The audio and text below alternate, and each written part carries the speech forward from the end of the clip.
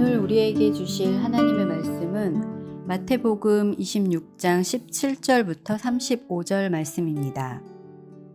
무교절의 첫날에 제자들이 예수께 나와서 이르되 유월절 음식 잡수실 것을 우리가 어디서 준비하기를 원하시나이까? 이르시되 성한 아무에게 가서 이르되 선생님 말씀이 내 때가 가까이 왔으니 내 제자들과 함께 유월절을 내 집에서 지키겠다 하시더라 하라 하시니 제자들이 예수께서 시키신 대로 하여 유월절을 준비하였더라. 저물 때에 예수께서 12 제자와 함께 앉으셨더니 그들이 먹을 때에 이르시되 내가 진실로 너희에게 이르노니 너희 중에 한 사람이 나를 팔리라 하시니 그들이 몹시 근심하여 각각 여짜오되 주여 나는 아니지요.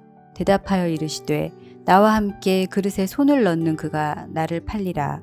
인자는 자기에 대하여 기록된 대로 가거니와 인자를 파는 그 사람에게는 화가 있으리로다. 그 사람은 차라리 태어나지 아니하였더라면 제게 좋을 뻔하였느니라. 예수를 파는 유다가 대답하여 이르되 라삐여 나는 아니지요. 대답하시되 내가 말하였도다 하시니라. 그들이 먹을 때에 예수께서 떡을 가지사 축복하시고 떼어 제자들에게 주시며 이르시되 받아서 먹으라. 이것은 내 몸이니라 하시고 또 잔을 가지사 감사기도 하시고 그들에게 주시며 이르시되 너희가 다 이것을 마시라. 이것은 죄 사함을 얻게 하려고 많은 사람을 위하여 흘리는 바 나의 피 곧 언약의 피니라.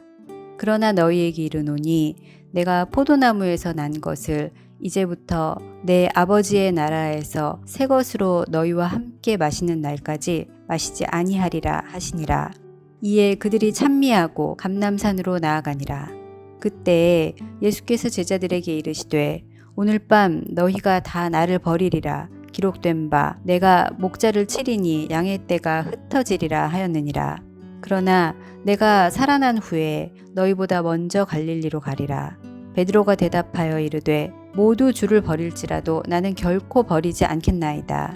예수께서 이르시되 내가 진실로 네게 이르노니 오늘 밤 닭 울기 전에 내가 3번 나를 부인하리라.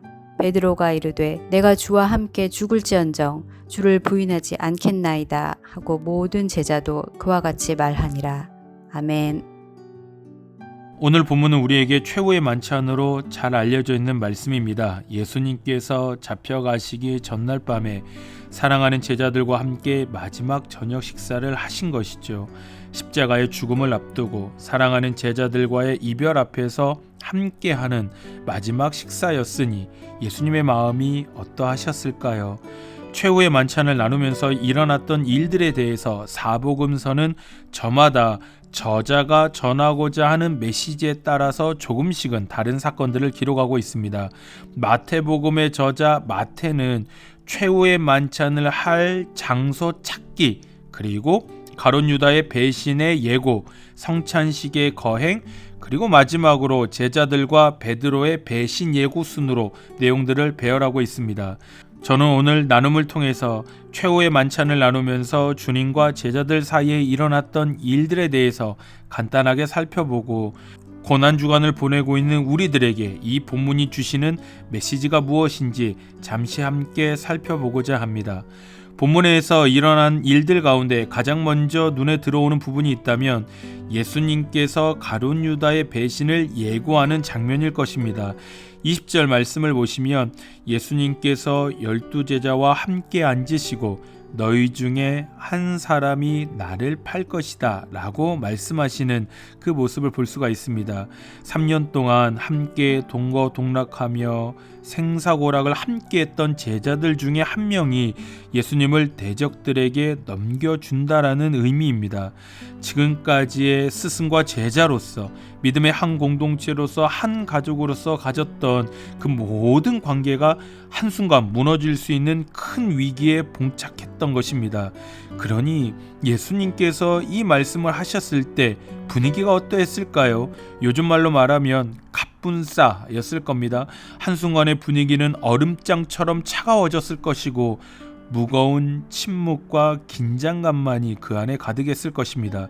그렇다면 예수님께서는 최후의 만찬을 하는 이 순간에 왜 이러한 말씀을 하신 것이냐라는 것입니다. 제자들이야 아직 이것이 십자가에서 죽기 전에 예수님과 함께하는 마지막 식사라는 것을 몰랐습니다. 몰랐지만 예수님은 분명히 알고 계셨죠. 알고 계셨으면 이 마지막 식사 자리에서 축복의 말씀을 하거나 은혜의 가르침들을 제자들에게 주셨다면 그 자리는 은혜 가득한 자리가 되었을 것입니다. 그런데 예수님께서는 그런 거 신경 쓰지 않고 분명하게 말씀하시는 거죠. 너희 중에 한 명이 나를 팔 것이다 라고 말입니다.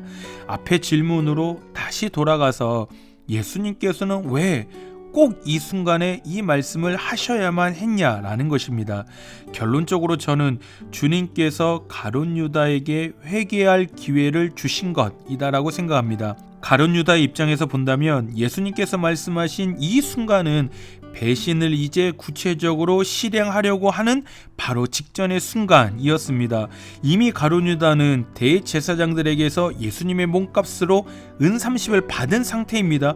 이제 값을 받았으니 실행으로 옮기기만 하면 되는 것입니다. 바로 그때 예수님께서 가룟 유다에게 나를 팔 자는 바로 너야 라는 식으로 직접 화법으로 말씀하지 않고요.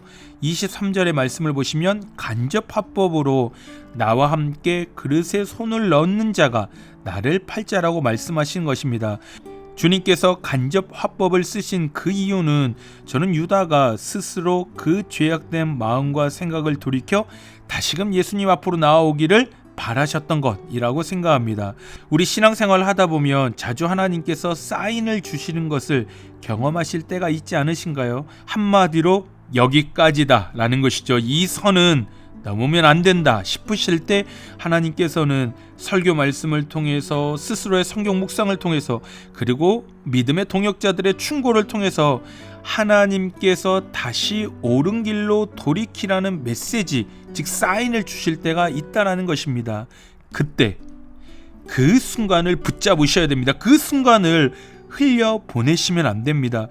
하나님께서 지금 나에게 주시는 메시지임을 기억하며 그 말씀 앞에 나를 철저하게 돌아보며 돌이켜야 한다라는 것이죠. 그래서 저는 회개의 핵심은 타이밍이라고 생각합니다. 내가 여기서 돌이키기를 하나님께서 원하시는구나를 성령의 은혜로 깨달아질 때 그때 돌이켜야 한다는 것입니다. 그때를 놓쳐버리면 그 악이 커져서 결국에는 심판의 결과를 맞이하게 만든다라는 것입니다. 유다는 예수님께서 다 알고 계시는구나를 깨달았을 때 돌이켜야 했습니다. 예수님께서 말씀하실 때 돌이켜야 했던 것이죠. 유다는 돌이킬 수 있는 존재였습니다. 왜냐하면 하나님께서 주신 자유의지를 가지고 있기 때문입니다. 하나님께서는 창조하실 때 오직 인간에게만, 사람에게만 자유의지를 주셨습니다. 그 자유의지를 가지고 있기에 하나님의 형상을 입은 사람은 스스로 판단하고 생각하고 결정하여 살아갈 수 있는 존귀하며 인격적인 존재, 그게 사람이다라는 것입니다. 그래서 사람은 본질적으로 이러한 존재이기 때문에 악에서 돌이켜 옳은 길을 걸어갈 수 있는 힘을 가지고 있다라는 것입니다. 다른 제자들과 가룟 유다의 가장 큰 차이점이 무엇일까요? 믿음의 크기일까요? 다른 제자들이나 가룟 유다나 십자가 앞에서 그들의 모습은 전혀 다르지 않았습니다. 오늘 본문 31절에서 예수님께서 말씀하시죠. 너희들 모두가, 제자들 모두가 도망갈 것이다 라는 것입니다. 자칭 수제자라고 말하고 항상 모든 일에 앞장섰던 그 베드로 역시도 주님의 십자가 앞에서는 예수님을 버리고 3번이나 부인할 것이다 라고 말씀하십니다. 주님께서 보실 때에는 가룟 유다나 제자들이나 베드로나 모두 똑같은 사람들이었다라는 것이죠. 차이가 있다면 무엇일까요? 회개의 순간을 붙잡았느냐 놓쳤느냐입니다. 다른 제자들과 베드로는 회개의 순간을 붙잡았기에 그들의 삶은 배신자의 삶으로 끝난 것이 아니라 영광스러운 사도의 삶으로 삶을 마감하게 되었다라는 것입니다. 참으로 안타까운 것이 무엇일까요? 가룟 유다는 그 마지막 회개의 순간을 놓치고 만 것입니다. 예수님의 말씀을 듣고 나서 가룟 유다가 주님께 주님 죄송합니다. 제가 정말 잘못했다라고 저를 옳은 길로 인도해 주셔서 감사하다라고 그렇게 고백했다면 가룟 유다의 삶은 바뀌었겠지요. 그런데 가룟 유다는 예수님께 와서 말하기를 랍비여 저는 아니죠 라고 묻고 있는 것입니다. 자신의 잘못을 철저하게 깨닫기보다는 자신의 죄악을 은폐하려 하는 것입니다. 예수님을 향하여 뭐라 부르고 있죠? 랍비라고 부르고 있는 것을 25절에서 우리 볼 수가 있습니다. 랍비는 선생을 가리키는 것입니다. 유다에게 있어서 예수님은 삶의 주인이고 인생의 주관자이신 주님이 아니셨고요. 유다에게는 예수님은 단순히 남들보다 조금 더 선하고 보통 사람들보다는 더 지혜 있는 랍비 선생 정도였던 것입니다.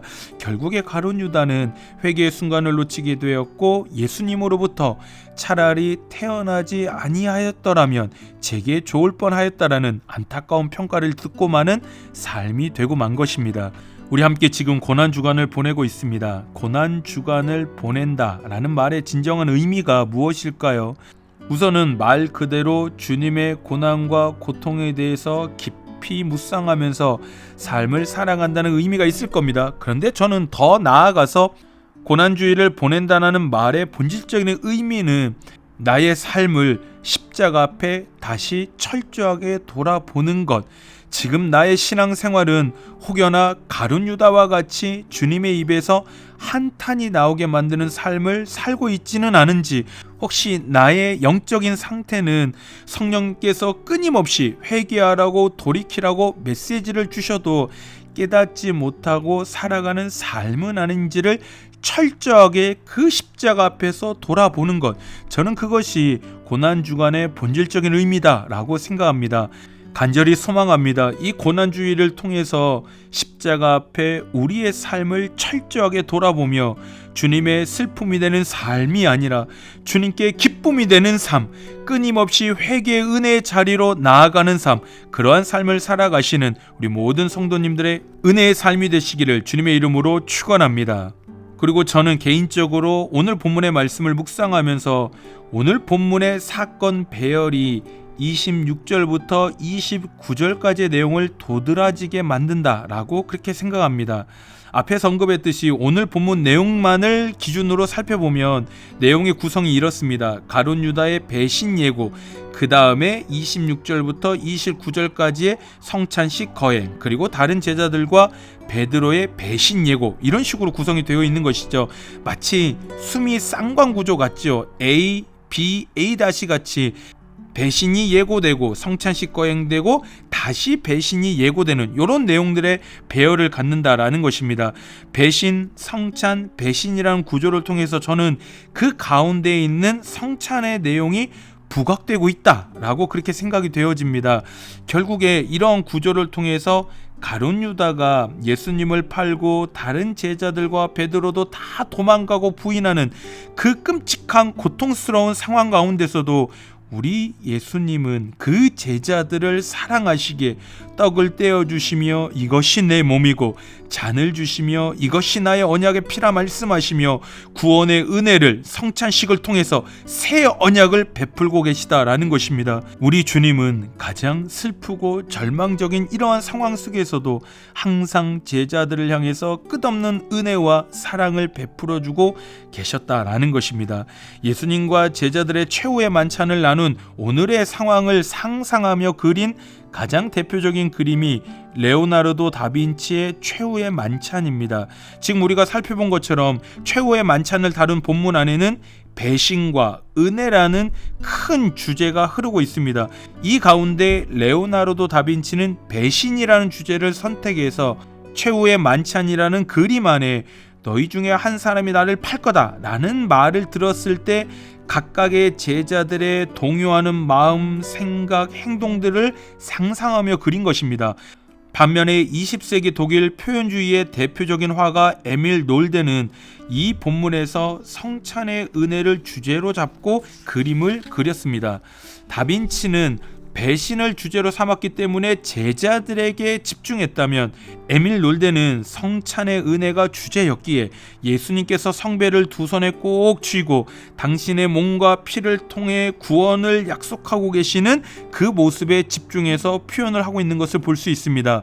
에밀 롤데는 그 마지막 만찬이 배신과 슬픔과 탄식의 감정이 가득한 곳이었지만, 예수님을 다듬어지지 않는 거친 풋터치와 섬광같이 빛나는 강력한 빨강과 노랑 등의 원색을 사용함으로 그 소망 없어 보이는 그 상황 속에서 한 줄기의 구원의 빛을 비추는 것을 볼 수가 있습니다. 십자가의 죽음 앞에서도, 제자들의 배신 앞에서도 성찬식의 새 언약을 통해 구원의 은혜를 베풀어 주셨던 그 주님의 사랑을 기억하며 감사하며 주님 앞에 살아가시는 우리 모든 성도님들의 은혜의 삶이 되시기를 주님의 이름으로 축원합니다.